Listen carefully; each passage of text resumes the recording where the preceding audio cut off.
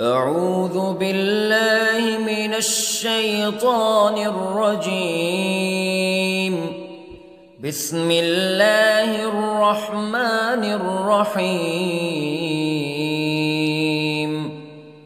الرحمن علم القرآن خلق الإنسان علمه البيان. الشمس والقمر بحسبان والنجم والشجر يسجدان والسماء رفعها ووضع الميزان ألا تطغوا في الميزان وأقيموا الوزن بالقسط ولا تخسروا الميزان. والأرض وضعها للأنام فيها فاكهة والنخل ذات الأكمام والحب ذو العصف والريحان فبأي آلاء ربكما تكذبان.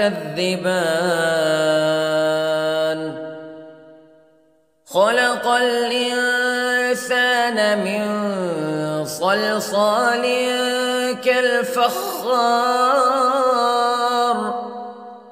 وخلق الجان من مارج من نار فبأي آلاء ربكما تكذبان.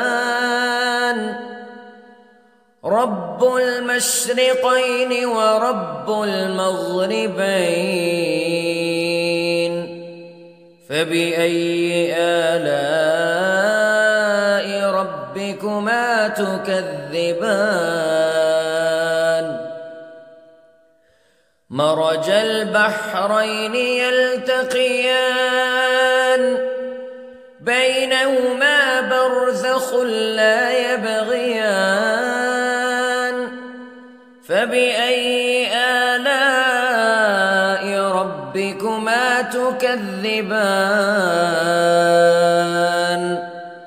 يخرج منهما اللؤلؤ والمرجان فبأي آلاء ربكما تكذبان. وله الجوار المنشآت في البحر كالأعلام فبأي آلاء ربكما تكذبان. كل من عليها فان ويبقى وجه ربك ذو الجلال والإكرام فبأي آلاء ربكما تكذبان.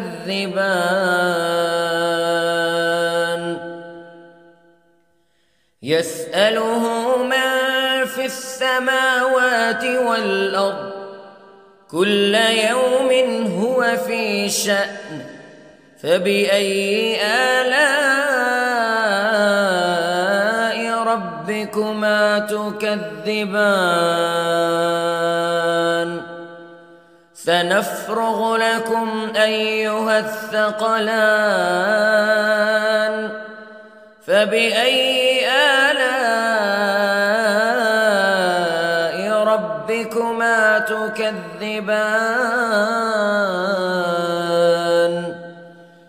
يا معشر الجن والإنس استطعتم أن تنفذوا من أقطار السماوات والأرض فانفذوا لا تنفذون إلا بسلطان فبأي آلاء ربكما تكذبان يرسل عليكما شواظ من نار ونحاس فلا تنتصران فبأي آلاء ربكما تكذبان فإذا انشقت السماء فكانت وردة كالدهان فبأي آلاء ربكما تكذبان فيومئذ لا يسأل عن ذنبه إنس ولا جان فبأي آلاء ربكما تكذبان يعرف المجرمون بسيماهم فيؤخذ بالنواصي والأقدام فبأي آلاء ربكما تكذبان هذه جهنم التي يكذب بها المجرمون يطوفون بينها وبين حميم آن فبأي آلاء ربكما تكذبان ولمن خاف مقام ربه جنتان فبأي آلاء ربكما تكذبان ذواتا أفنان فبأي آلاء ربكما تكذبان فيهما عينان تجريان فبأي آلاء ربكما تكذبان فيهما من كل فاكهة زوجان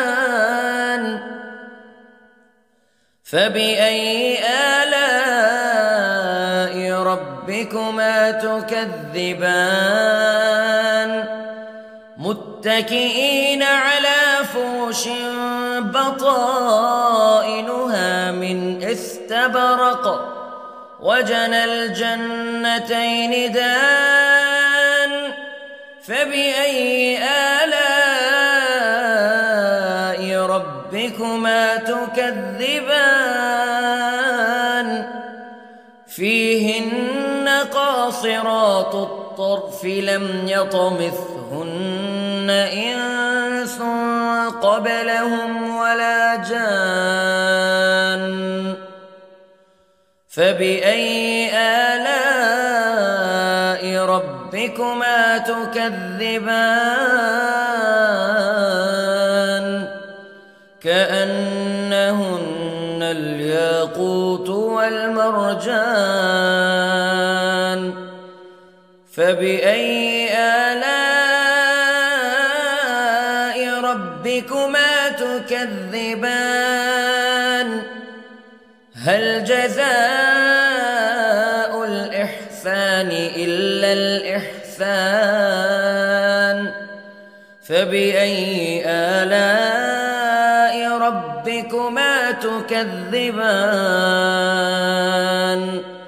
ومن دونهما جنتان فبأي آلاء ربكما تكذبان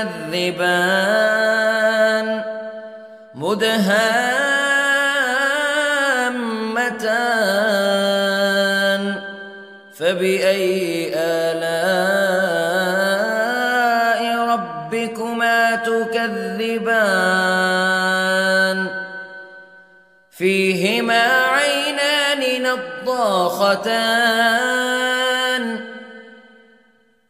فبأي آلاء ربكما تكذبان فيهما فاكهة ونخل ورمان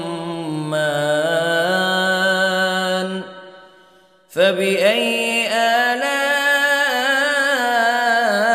ربكما تكذبان فيهن خيرات حسان فبأي آلاء ربكما تكذبان